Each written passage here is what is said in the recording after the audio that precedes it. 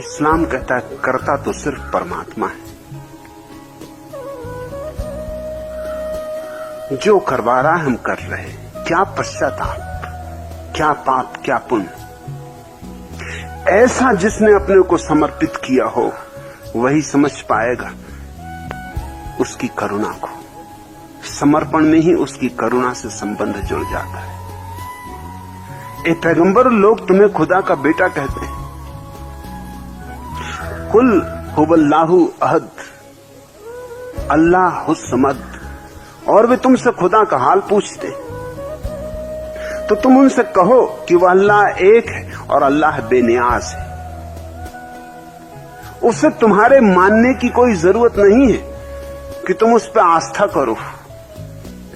वो तुम्हारी आस्था पर निर्भर नहीं है, न तुम्हारे पुण्यों पर निर्भर है, न तुम्हारी प्रार्थनाओं की उसे कोई आवश्यकता है, न तुम्हारी स्तुतियों से उसे कुछ प्रयोजन है। उसे किसी की कोई जरूरत नहीं है, वह स्वयंभू है। न उसका कोई बेटा है।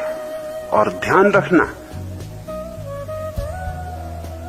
मोहम्मद को अंतर्वाणी कह रही कि ध्यान रखना, न उसका कोई बेटा है और न वह किसी से पैदा हुआ है।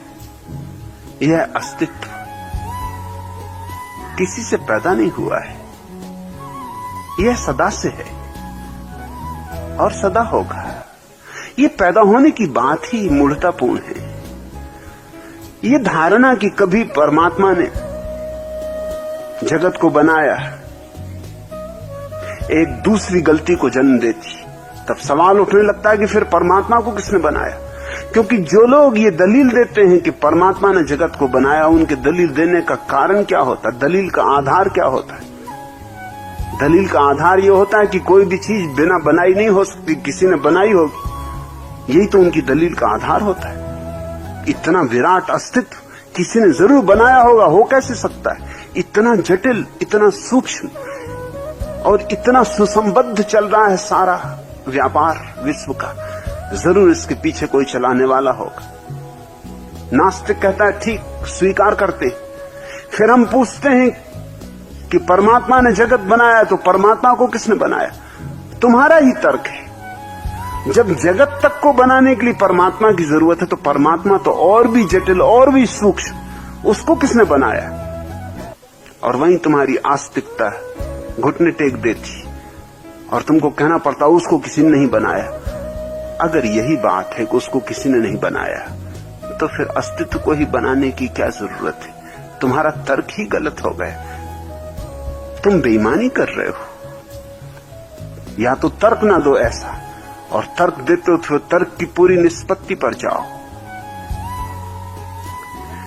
अस्तित्व और परमात्मा दो नहीं है, एक ही। परमात्मा अस्तित्व का ही प्रेमपूर्ण नाम है।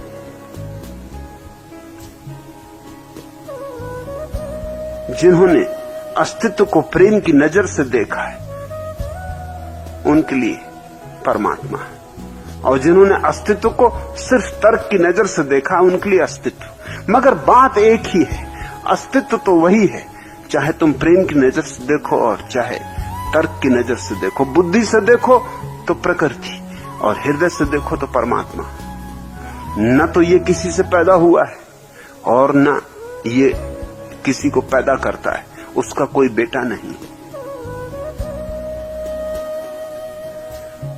और न उसकी कोई बराबरी का है, क्योंकि उसके अतिरिक्त कुछ है ही नहीं, तो कोई बराबरी का कैसे होगा? वही है नहीं, होता है ना उससे कोई बात, एक ही है। वही तुम में व्याप्त है, वही मुझ में व्याप्त है, वही वृक्ष मौजूद है।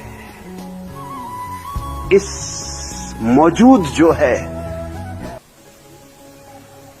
इसको ही जिन्होंने जाना है, प्रेम से पहचाना है, इस अस्तित्व की करुणा को जिन्होंने अनुभव किया है, उन्होंने इसे परमात्मा कहकर पुकारा है। बिस्मिल्लाहिर रहमानिर रहीम। पहल नाम लेता हूं अल्लाह का, जो रहमान है, रहीम है, महाकरुणावान है, जो करुणा का ही दूसरा नाम है। कुल हुवल्लाहु अहद। ए पैगंबर, तुम्हें खुदा का बेटा कहते हैं लोग, सावधान, इस भ्रांति में मत पड़ जाना। अल्लाहु समद। और वे तुमसे हाल भी पूछेंगे खुदा का, क्योंकि कहेंगे तुम बेटे हो, इसलिए खुदा का हाल दो। तो तुम उनसे कहना अल्लाह एक है और अल्लाह बेनियाज है। लम यलिद वलम युलद वलम इकल्लहु कुफवन अहद। उसे किसी से कोई गरज नहीं,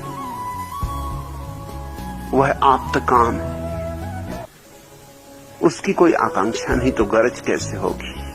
वह आकांक्षाओं के पार है, उसे कुछ पाना नहीं, वह परम तृप्त है। न उसका कोई बेटा है, न वह किसी से पैदा हुआ है और न उसकी कोई बराबरी का है, क्योंकि वह एक है, दूसरा है ही नहीं। छोटा सा सूत्र है, सीधी सादी भाषा में कहा गया है, मगर समझने चलो तो जीवन के बहुत से रहस्य खोलेगा।